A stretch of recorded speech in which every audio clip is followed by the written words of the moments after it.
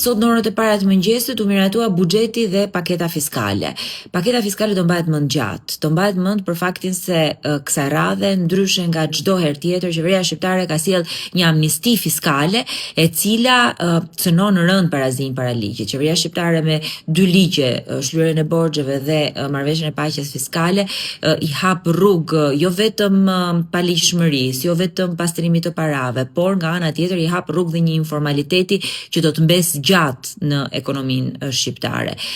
Është një eksperiment dhe një guxim i jashtëzakonshëm që ti biznesin e ndershëm që ka taksa 35 vite të paguara ta trajtosh në këtë mënyrë, duke i dhënë hapësirë bizneseve për të deklaruar fitimet e tyre për të ardhmen, për të hequr shtetin nga koka, për të rideklaruar fitimet e tyre në të shkuarën dhe për të bërë të mundur që të ketë një hapësirë që nuk e ka pasur absolutisht asnjë biznes.